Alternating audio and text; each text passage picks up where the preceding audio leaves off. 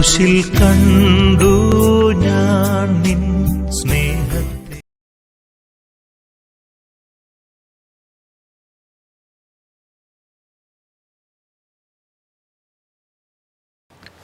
പിതാവിൻ്റെയും പുത്രൻ്റെയും പരിശുദ്ധാത്മാവിൻ്റെയും നാമത്തിൽ ആമേൻ.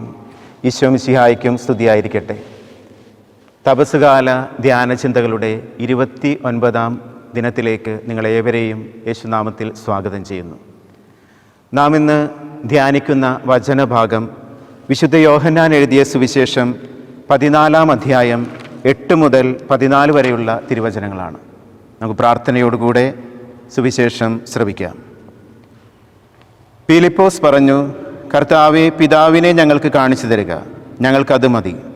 യേശു പറഞ്ഞു, ഇക്കാലം അത്രയും ഞാൻ നിങ്ങളോട് കൂടെ ആയിരുന്നിട്ടും പീലിപ്പോസേ, നീ എന്നെ അറിയുന്നില്ലേ? എന്നെ കാണുന്നവൻ പിതാവിനെ കാണുന്നു.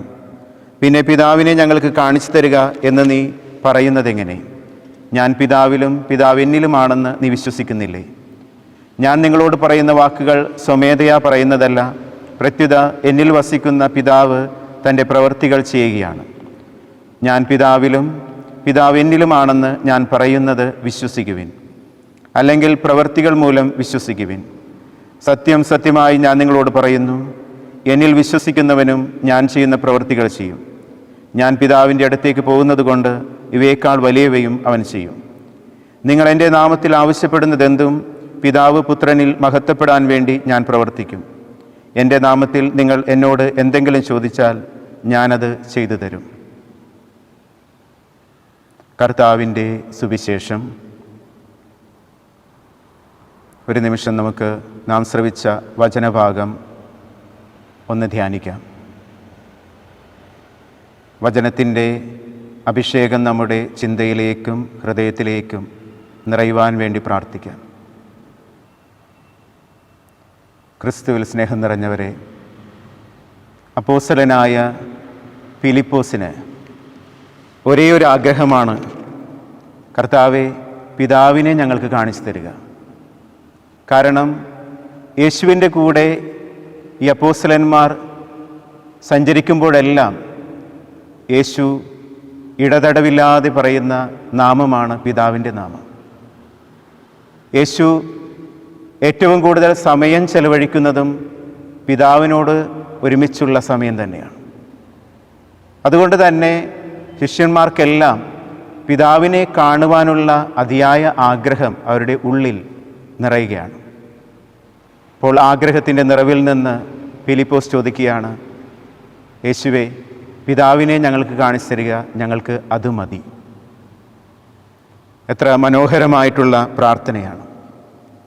ഈ ഒരു ചോദ്യം വലിയ ദൈവിക രഹസ്യത്തിലേക്ക് അപ്പോസ്തലന്മാരെ കൂട്ടിക്കൊണ്ടുപോവുകയാണ്.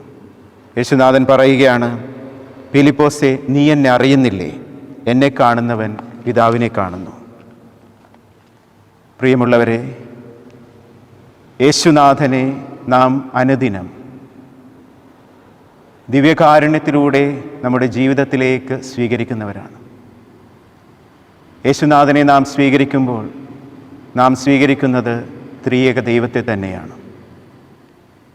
അപ്പോൾ നമ്മുടെ ഉള്ളിലും ദൈവത്തെ കാണുവാൻ ഉള്ള ആഗ്രഹം ഉദിക്കുമ്പോൾ യേശു വിശുദ്ധ കുർബാനയിലൂടെ നമ്മോട് ചോദിക്കുന്നുണ്ട്, പ്രിയ മകനെ, മകളെ, നീ എന്നെ കാണുന്നില്ലേ? എന്നെ കാണുന്നവൻ, എന്നെ ഭക്ഷിക്കുന്നവൻ എൻ്റെ പിതാവിനെ അറിയുന്നു. ആ സ്നേഹത്തിലേക്ക് ഒന്നാക്കപ്പെടുന്നു. മാർക്കോസിൻ്റെ സുവിശേഷം അവസാനിക്കുമ്പോൾ 16-ാം അധ്യായം 20-ാം തിരുവചനത്തിൽ നാം കാണുന്നുണ്ട്, അപ്പോസ്തലന്മാർ, ശിഷ്യന്മാർ എല്ലായിടത്തും പോയി കർത്താവിൻ്റെ വചനം പ്രസംഗിച്ചു. കർത്താവ് അവരോടുകൂടെ പ്രവർത്തിക്കുകയും അടയാളങ്ങൾ കൊണ്ട് വചനം സ്ഥിരീകരിക്കുകയും ചെയ്തു. പിതാവ് ഞാനും ഒന്നാണെന്നുള്ള യേശുവിൻ്റെ ആ വചനം യേശു സ്ഥിരീകരിക്കുകയാണ് അടയാളങ്ങളിലൂടെയും അത്ഭുതങ്ങളിലൂടെയും. എവിടെയെല്ലാം ദൈവത്തിൻ്റെ വചനം ശിഷ്യന്മാർ പ്രഘോഷിച്ചുവോ അവിടെയെല്ലാം ആ വചനത്തിൻ്റെ പൂർത്തീകരണം, വാഗ്ദാനം ചെയ്യുന്ന അനുഗ്രഹങ്ങൾ യേശുനാഥൻ നൽകുകയാണ്. ഇതിൻ്റെ ഒരു നിറവാണ് അപ്പോസ്തലന്മാരുടെ പ്രവർത്തനങ്ങളെന്ന ബൈബിളിലെ പുസ്തകത്തിൽ നാം കാണുന്നത്. അവിടെ നാം കാണുന്നുണ്ട്, വചനം പ്രഘോഷിക്കപ്പെടുമ്പോൾ, യേശുവിൻ്റെ വചനം ഉച്ചരിക്കുമ്പോൾ തന്നെ എത്രയോ അത്ഭുതങ്ങളാണ്, എത്രയോ മാനസാന്തരങ്ങളാണ്, സൗഖ്യങ്ങളാണ്, മരണത്തിൽ നിന്നുള്ള ഉയർപ്പാണ് സംഭവിക്കുക. ഇന്ന് തിരുസഭയിലും ഈ ഒരു വാഗ്ദാനം നിറവേറിക്കൊണ്ടിരിക്കുകയാണ്.